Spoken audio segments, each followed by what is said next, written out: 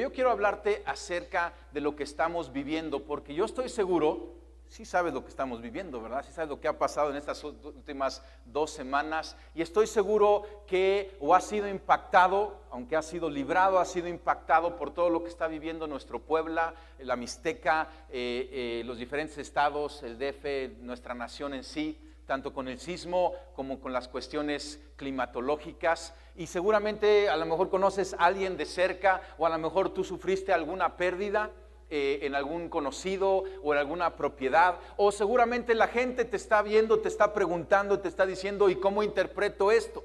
De una u otra manera, todos nosotros estamos, como decirlo, a flor de piel con este tema, y es por eso que he decidido hablar acerca de esto. En Iglesia de Cristo enfrentamos los temas, hablamos acerca de los problemas y buscamos en la Biblia una interpretación. Sabiendo esto, Dios nos ha prometido que en su palabra, en la Biblia, Él nos da respuesta a todos y cada uno de los problemas, de los retos y de las preguntas que nos hacemos. Encontré esta estadística. Cuando hay un desastre natural, está esta estadística, una investigación. Y dicen que el 33% de las personas confían más en Dios cuando hay algún desastre natural. Puede ser el sismo, puede ser algún ciclón, alguna de estas cosas. 25% está confundido acerca de Dios en cuanto a cómo es que Dios está operando en medio de todo esto. 16% es un porcentaje, le llamamos seculares, de los que no incluyen ninguna cosa religiosa ni espiritual, ni en su día a día, ni en sus decisiones. Pero el 11% se está preguntando si a Dios le importa todo esto que está sucediendo, si está activo. Una pregunta común que nos hacemos es, ¿y Dios en todo esto qué pasó? ¿Por qué Dios no evitó? ¿Por qué Dios no libró? 8% está enojado con Dios.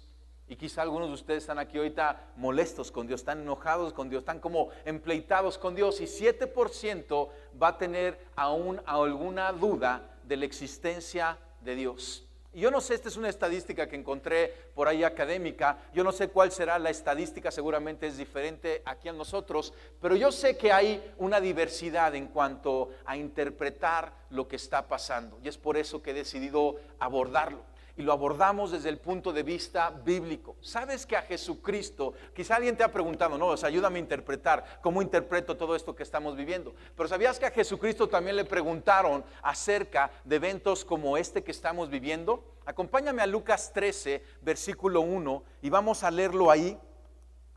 Están unas personas y se acercan a Jesucristo con esta pregunta, y es muy buena pregunta. Lucas 13, abre tu Biblia o prende tu Biblia o te la van a poner ahí en la pantalla. Y dice que en este mismo tiempo estaban allí algunos que le contaban acerca de los galileos cuya sangre Pilato había mezclado con los sacrificios de ellos. Pues obviamente hombres que habían sufrido, habían muerto injustamente y estaban haciendo esta pregunta.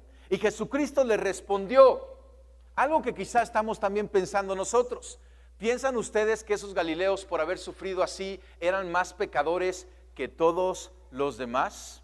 Yo recuerdo cuando fue el terremoto en San Francisco y de repente decían, no, es que seguramente fue ahí por todo el pecado que hay en esa ciudad, ¿no? Y a veces salimos con algunas conclusiones que no tienen sentido, y Jesucristo estaba diciendo esto mismo, ¿no? Pero en el versículo 3 dice, les digo que no. Muy claro, ¿no? Les digo que no. O sea, el que ha sufrido, a diferencia del que ha sido librado, no necesariamente es uno más pecador que otro, no necesariamente es algo de juicio. Digo que no. De la misma manera todos ustedes perecerán a menos que se arrepientan. Y aquí Jesucristo está continuamente indicándonos a mirar hacia la vida eterna, porque tú y yo estamos de paso aquí en la tierra y tenemos que tener nuestros ojos puestos en lo eterno. Y luego da él mismo Jesucristo un ejemplo en el versículo 4. ¿O piensan que aquellos 18 que fueron aplastados por la torre de Siloé eran más culpables que todos los demás habitantes de Jerusalén? No sé por qué se habrá caído la torre de Siloé, pero quizá fue un temblor, igual que lo que experimentamos el día 19. Y entonces cayó sobre esos 8 hombres. Y entonces está diciendo, ¿no? O sea, es igual esta misma pregunta, ¿eran culpables, pecadores? Pero versículo 5 dice, les digo que no, de la manera que todos ustedes perecerán, a menos que de la misma manera todos ustedes perecerán a menos que no se arrepientan. Ya habla del arrepentimiento y vamos a hablar más adelante acerca de esto. El arrepentimiento es un llamado para estar a cuentas con Dios, para acercarnos a Dios Padre. Y es interesante porque continúa con esta parábola dentro de esta pregunta. Entonces les contó esta parábola. Un hombre tenía una higuera plantada en su viñedo, pero cuando fue a buscar fruto en ella, no lo encontró. Nosotros somos esa higuera plantada en el viñedo del Señor, en el huerto del Señor. Así que le dijo al viñador: mira, ya hace 3 años que vengo a buscar fruto en esta higuera y no he encontrado nada. Córtala. ¿Para qué ha de ocupar terreno? Señor, le contestó el viñador, deja todavía por 1 año más para que yo pueda cavar a su alrededor y echarle abono. Así tal vez en adelante dé fruto. Si no, córtela. Y aquí hay algo interesante de esta parábola con la pregunta. Dios espera que tú y yo llevemos fruto, en especial en este tiempo. Para esta hora hemos sido llamados, hemos sido salvados, levantados, equipados para esta hora, y necesitamos entender qué es lo que tenemos que hacer. Muchos están preguntando el porqué de todo esto, pero esa es una mala pregunta. No creo que vaya a tener respuesta. Lo que hay que preguntarnos es qué hacer. Y de eso te quiero hablar hoy. ¿Qué es lo que tenemos que hacer en estos tiempos de sacrificio, de dolor, de pérdida, de tragedia? ¿Qué es lo que el cuerpo de Cristo, la iglesia de Cristo, es lo que tiene que hacer? Así que vamos a orar. Señor, te damos gracias por este tiempo que estamos aquí. Señor, queremos escudriñar tu corazón mientras tú hablas al nuestro acerca de este tema y de estas preguntas que cada uno de nosotros tiene. Te lo pedimos en el nombre de Cristo Jesús. Amén y amén. Te voy a decir 8 cosas muy puntuales que tenemos que hacer, que tienes que hacer. Y en hacerlas vas a encontrar el camino, el propósito y la respuesta aún en este tiempo. Y vamos a poder ser luz y sal a los que están alrededor de nosotros. Vamos a poder también llevar a bien este dolor que tenemos en nosotros, o este temor y esta incertidumbre. Si lo estás sintiendo, no es nada extraño lo que te está sucediendo, y por eso es importante hablarlo. Lo primero, tenemos que tener confianza, tenemos que confiar. Y lo vamos a poner así en palabras muy concretas. Lo primero que tienes que hacer es confía, confía. Confiar es mucho más que creer. Es más que creer. Es poder poner todo nuestro peso en aquello en que creemos, en aquel en que creemos. Este Proverbios 3:5 nos dice: confía en el Señor de todo corazón. El corazón lo describe la Biblia como ese lugar en nuestro ser donde se centra, donde se reúnen, donde se impacta toda nuestra vida. Habla más allá del órgano del corazón, habla de un centro de comando, de decisiones, de voluntad. Y lo que el proverbio está diciendo es que confiemos en el Señor de todo corazón. Quizá crees en Dios, pero tienes que dar un paso más allá. Déjame ilustrártelo. Está esta silla, y a lo mejor tú puedes decir: no, yo creo que sí existe, ¿no? Aquí está, y es azul y con negro y es plegable, ¿no? Pero es más allá de solamente creer en la silla, es confiar en la silla. En el momento que tú te sientas en la silla, estás confiando en que va a poder soportar todo tu peso. Y es lo que tú y yo tenemos que hacer con Dios. Y ese es lo primero que tenemos que hacer: confiar. No basta solamente creer, es el primer paso, creer en Dios, pero después necesitamos confiar en Él y descargar sobre Él todo esto que estás sintiendo en el corazón. Tenemos que volcarnos con Él. Confiar es lo primero, y después tenemos que aceptar.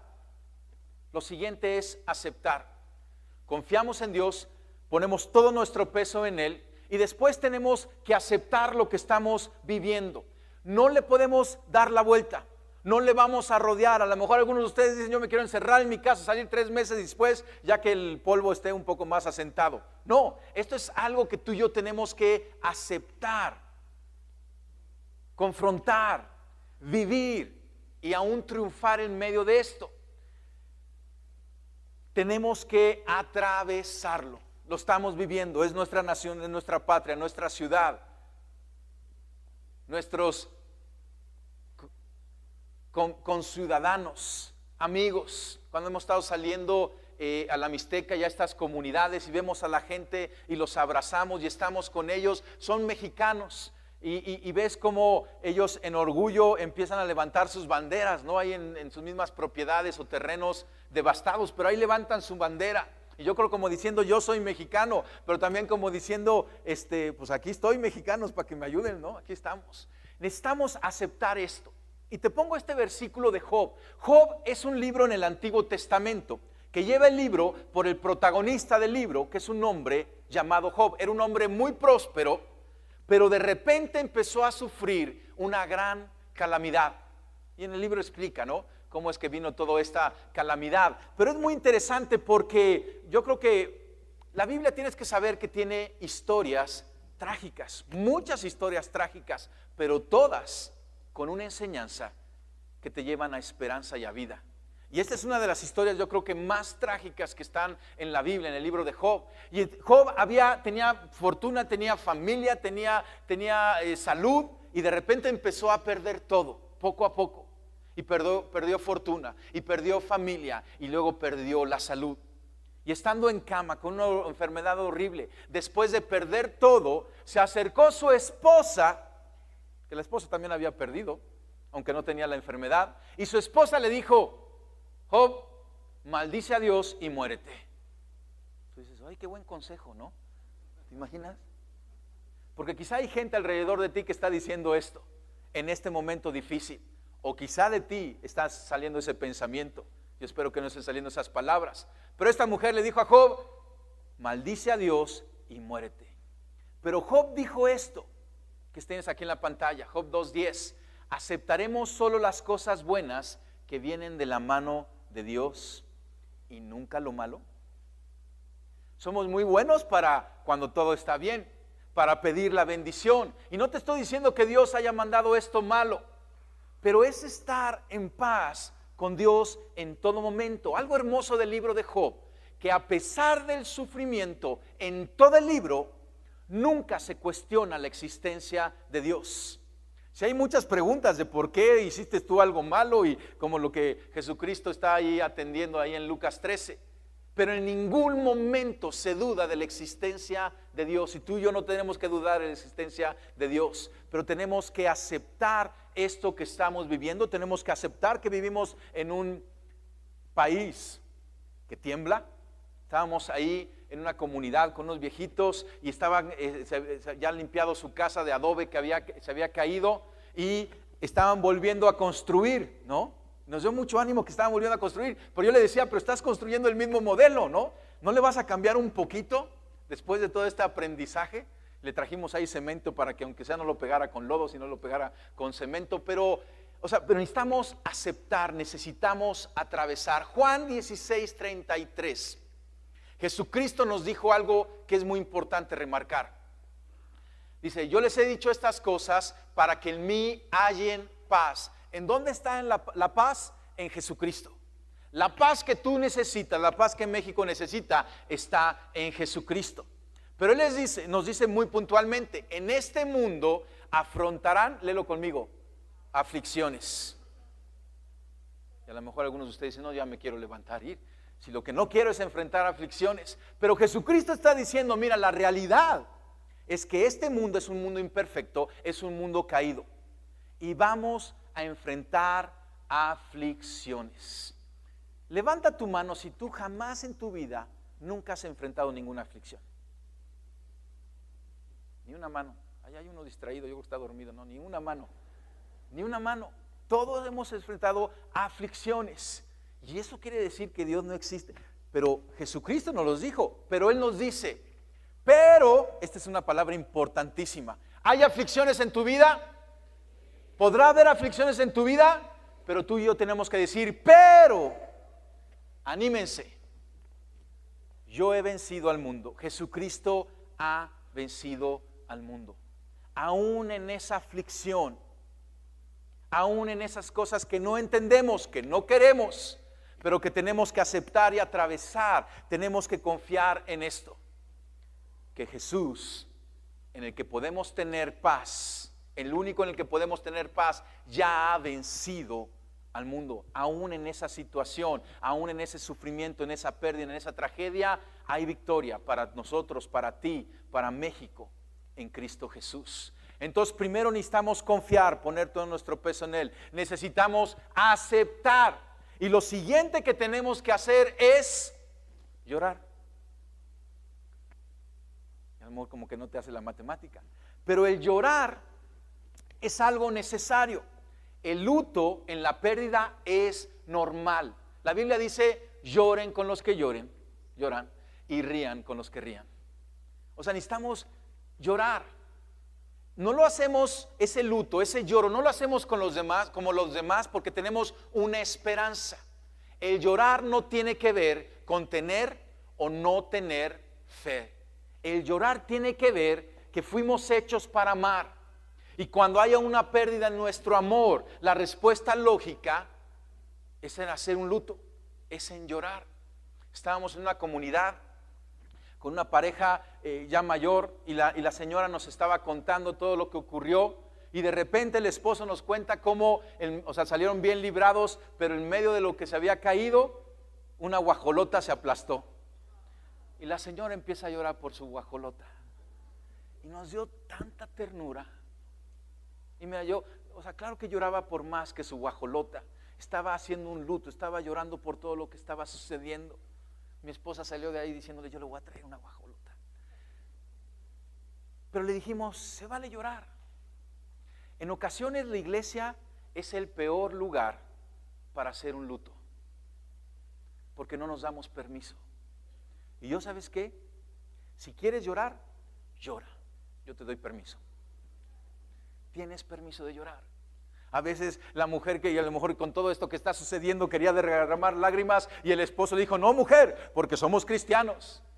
Por eso necesitamos permitir ese llanto. Y si hay una incertidumbre, y si hay una pérdida, y si hay un dolor, y puede haber también ese temor, y necesitamos llorar. Fíjate, Jesucristo, mira este versículo en Juan 11:35, el versículo más pequeño de toda la Biblia, y dice, Jesús lloró. Es el más pequeño, pero es uno de los más hermosos. ¿Que te gozas de ver a Jesucristo llorar? No, pero yo me relaciono, puedo ver la humanidad de Jesucristo. Y en este pasaje Jesucristo lloró cuando había muerto su amigo Lázaro. Lo interesante es que versículos adelante, Jesús oró por Lázaro y resucitó. Entonces, pues si sabía que iba a resucitar, ¿para qué lloró? Porque fue auténtico con sus emociones. Y Jesús lloró. Y se vale llorar. Y está bien llorar. Pero tenemos una esperanza. No lo hacemos como lo hace el mundo, no lo hacen, porque siempre, aún en ese llanto, tenemos una esperanza. Estamos saliendo a los pueblos y estamos descubriendo necesidades. Pero ayer estaba escribiendo con el grupo de centros de acopio con el que estamos entrelazados, y yo les decía de lo más valioso que estamos haciendo al salir es platicar con la gente, es abrazar a la gente, es escuchar a la gente, es dejarlos llorar. No es, claro que hay cosas que atender, pero el luto no se compone, el luto se acompaña, y hay que también saber acompañar en este tiempo, estar sensibles. Y como la iglesia de Cristo tenemos que permitirlo. Y también es bueno llorar. Lo siguiente que tenemos que hacer es vencer. Tienes que vencer. Hay una batalla que pelear en contra del temor. Y cada tragedia atrae muchas cosas. Y necesitamos estar peleando en contra de eso. Puede traer, por ejemplo, desánimo. Y necesitamos pelear el desánimo. Yo estoy feliz de ver a esa generación de jóvenes que se está levantando. Yo no sé si has visto alguno de esos videos que decían, estos chavos, no levantan nada en su cuarto, pero están levantando a México. Están recogiendo a México. ¿Sabes lo que necesitaban nada más? Es un propósito. Es un propósito para caminar. Un aplauso a estos chavos.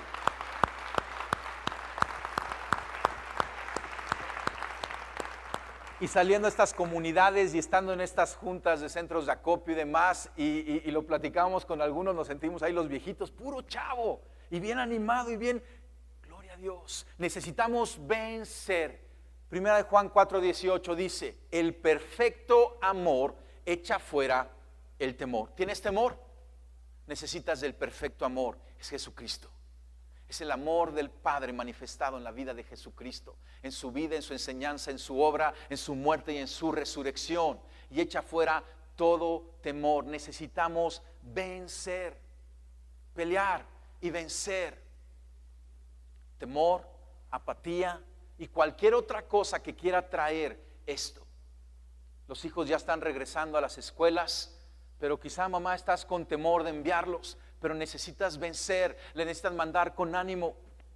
¿Sabes al 100% lo que va a ocurrir? No, pero confiamos, ponemos todo nuestro peso en un Dios que puede salvar, en un Dios que nos está encaminando.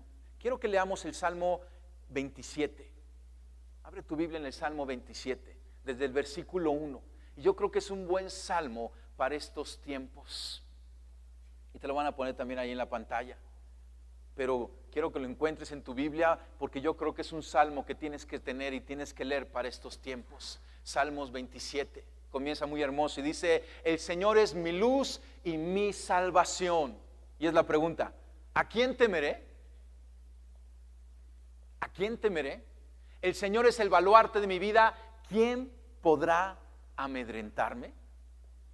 Y a lo mejor te estás sintiendo medio golpeado, medio amedrentado, pero el Señor es tu luz, tu luz. Aun cuando un ejército me asedie, no temerá mi corazón. Aun cuando una guerra estalle contra mí, no, yo mantendré la confianza.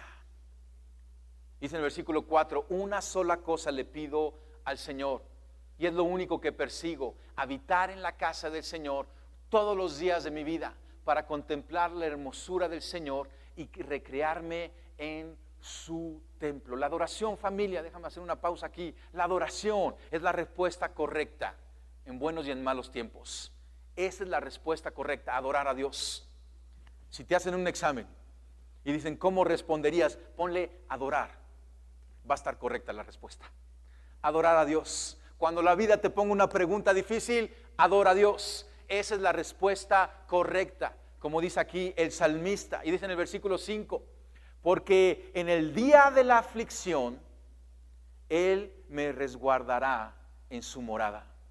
Al amparo de su tabernáculo me protegerá y me pondrá en alto sobre una roca.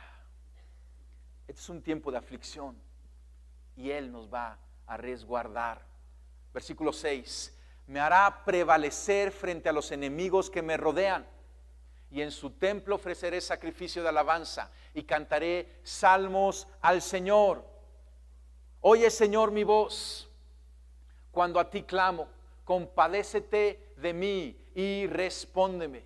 Y mira el versículo 8, el corazón me dice, hay algo que el corazón te está diciendo en este tiempo y tienes que interpretar. Y esto es lo que dice nuestro corazón en este tiempo de prueba.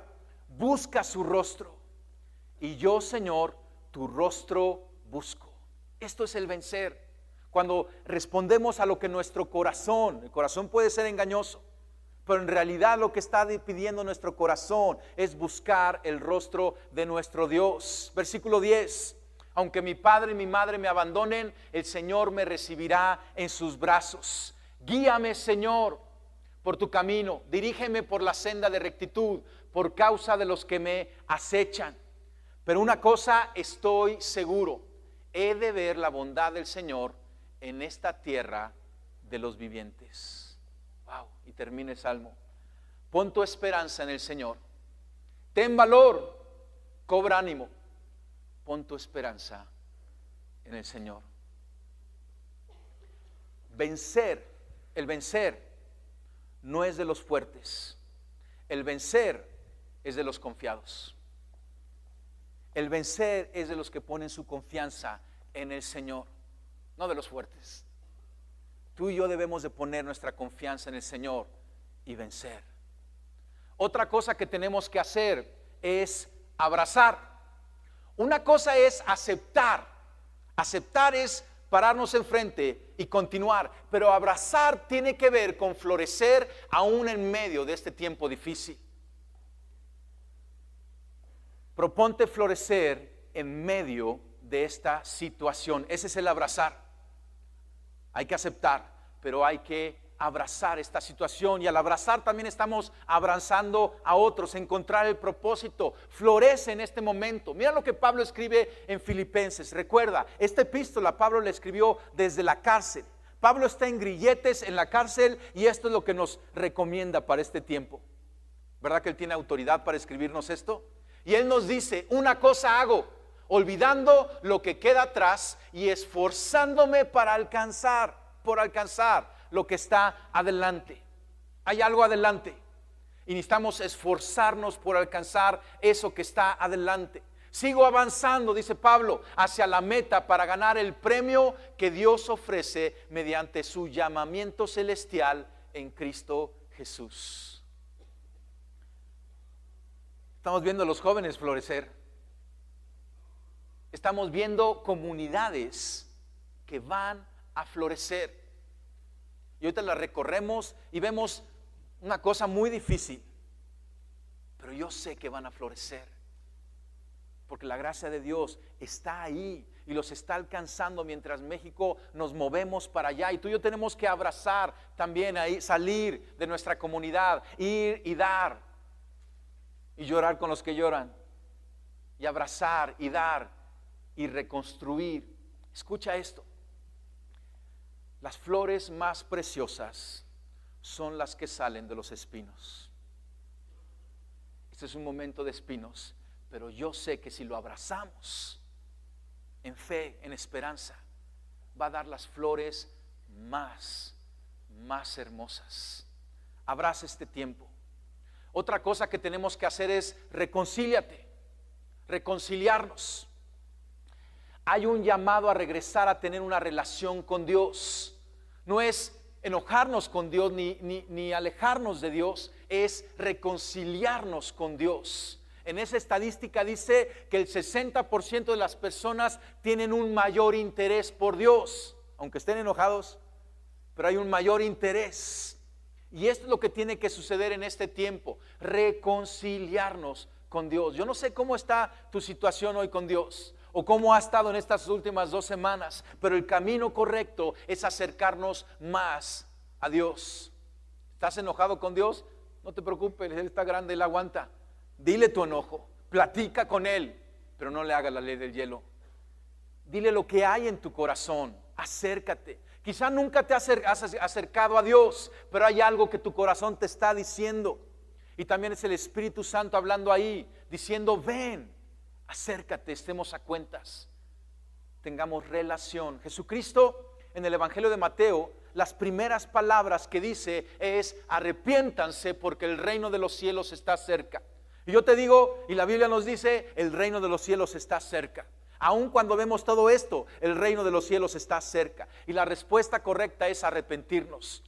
Pero no, Jesucristo no está diciendo un arrepiéntete como señalando así con el dedo. Es toma la oportunidad. Hay un camino de regreso al Padre y necesitamos estar reconciliados con Él. Yo quiero hacer una oración. Cierra tus ojos. No sé cómo esté tu situación con el Padre, pero en este tiempo tiene que estar más cerca que nunca.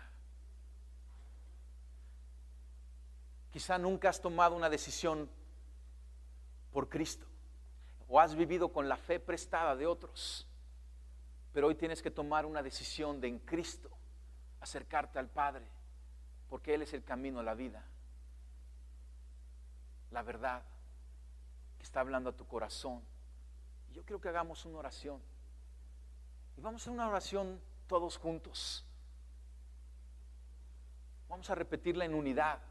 Para algunos será un repaso, una reafirmación, y para otros será una primera vez. Pero vamos a decirle todo. Si quieres, repite conmigo y dile: papá Dios, yo te doy gracias porque hoy sé que estás cerca de mi vida y yo quiero acercarme más a ti. Yo me arrepiento de mi pecado, de haber caminado lejos de ti. Y Jesucristo, a ti hoy te nombro el Rey y Señor de mi vida. Ven y habita en mi corazón y reina hoy y siempre en mí. Amén. Acercarnos a Él. Esa es la parte de confiar. Él dice, pon todo el peso. Si tu carga es pesada, Él dice, pon todo tu peso en mí. Es ese acercarnos, reconciliarnos. Y después de reconciliarnos, necesitamos imaginar. Imaginar. Tenemos que vivir en plenitud hoy, pero siempre mantener nuestros ojos en la meta final. Estamos de paso aquí, familia. Todos nosotros, a menos que Jesucristo venga antes, vamos a pasar el trámite de la muerte. Y los días que Dios nos permita, necesitamos vivirlos en plenitud, pero siempre tenemos que tener la mirada en lo celestial, en lo eterno. Jesús nos prometió esto, y Él dijo, en el hogar de mi Padre hay muchas viviendas. Ahorita que hay falta de tanta vivienda, que hay daño en tanta vivienda, tenemos que saber que en la casa del Padre hay muchas viviendas. Y si no fuera así, yo no se los habría dicho a ustedes. Voy a prepararles un lugar. Jesucristo en este tiempo está preparando un lugar para nosotros. Y necesitamos entonces tener nuestros ojos puestos en Él. Y poder decir, como Pablo, para mí el vivir es Cristo y el morir es ganancia. Y tenemos que siempre tener esa vista hacia adelante. Si hay cosas que nos duelen aquí, pero a final de cuentas son cosas pasajeras. Nuestro hogar verdadero está en el cielo y allá no tiembla. Allá hay seguridad, allá hay plenitud y necesitamos imaginar eso. Y lo último que tenemos que hacer es orar. La oración. La oración es una respuesta natural de nuestra fe, un accionar lógico de nuestra esperanza. Así como el adorar es la respuesta correcta, el orar es la acción correcta.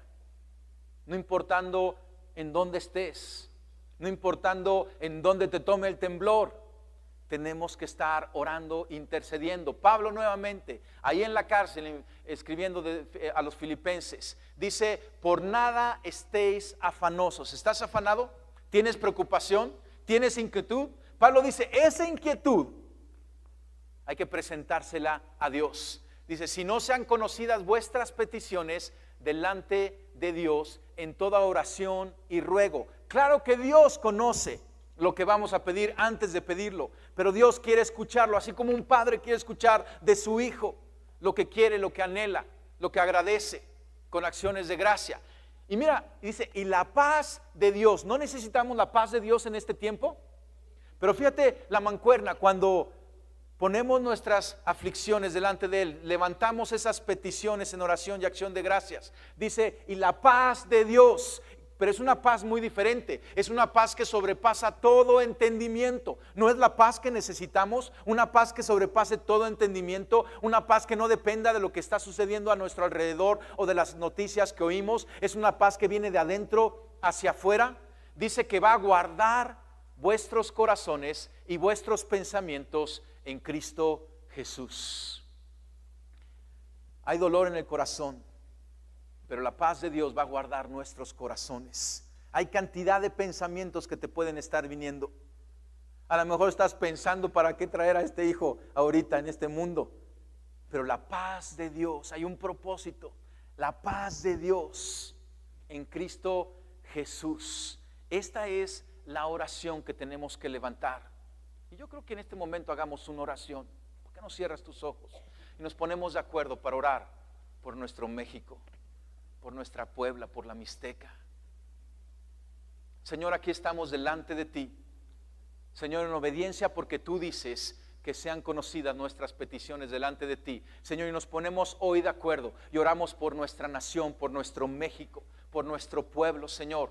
Te pedimos que tú nos visites, que tú traigas esa paz que sobrepasa todo entendimiento sobre todos los mexicanos, los que han perdido y los que han sido librados. Señor, te pedimos que tú intervengas en toda esta etapa de reconstrucción. Señor, sabemos que llevará tiempo, pero aún en este tiempo que tú estés encaminándonos y llevando un gran propósito para nuestra patria, que traigas una limpieza y una restauración y una sanidad aún más allá de lo que el sismo ha derribado. Señor, que vayas aún más profundo. Tu palabra dice que si tu pueblo se humilla delante de ti, tú lo vas a visitar y vas a sanar tu tierra. Señor, pedimos por esa sanidad para nuestro México. Sánalo de corazón. Señor, hoy ponemos el corazón de México. Te pedimos que pueda latir bien, auténticamente, compasivamente. Líbranos, Señor, de endurecer nuestro corazón ante estas situaciones adversas. Levanta a esta nación de acuerdo a tu diseño, con pasión, con esperanza. Y que toda la gloria sea para ti. En el nombre de Cristo Jesús. Amén y amén. Mira lo que dice Hebreos 12:2. Tenemos que fijar la mirada en Jesús, el iniciador y perfeccionador de nuestra fe, quien por el gozo que le esperaba soportó la cruz. Hay algo muy interesante para producir vida, para dar vida. No se hace en los ambientes ni más ordenados o libres de conflicto. Las mujeres que han tenido hijos lo pueden testificar. Los maridos que hemos acompañado a nuestras esposas lo podemos testificar. ¿Verdad que ese momento del parto es un momento muy especial? Quizá venías con incertidumbre, pero de repente empiezan los dolores. Y es un lugar de dolor, es un lugar de gritos, es un lugar de fluidos y olores. Y algunos se quieren desmayar, los hombres. Pero en medio de todo esto, y desorden y correr, y en medio de todo esto, hay vida. Y nace ese bebé. Y nace tu hijo. Y en el momento que viene esa vida nueva, te olvidas de todo lo anterior. Familia, la vida viene en los momentos menos convencionales. Ahí es cuando llega la vida. Y el ejemplo es nuestro Señor Jesucristo, que dice que por el gozo que le esperaba, soportó la cruz. Jesucristo no disfrutó la cruz, Él la soportó. Y piensa en todo esto que hemos estado hablando en la misma vida de Jesucristo, poniendo nuestros ojos en Jesús, el autor y consumador de nuestra fe, quien por el gozo puesto delante de Él, sufrió, soportó la cruz, atravesó la cruz. Él confió en lo que el Padre lo estaba llevando. Y no hizo su voluntad, sino la voluntad del Padre. Y caminó hacia la cruz. Él aceptó ese llamado. No le dio la vuelta a la cruz. No evitó la cruz. En el tiempo preciso, Él caminó directo hacia la cruz. Jesucristo lloró. Y tenemos ese pasaje en el jardín de Getsemaní, donde Él estaba en luto con la pérdida,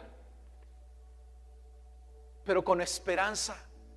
Jesucristo venció, Él venció sus propios temores.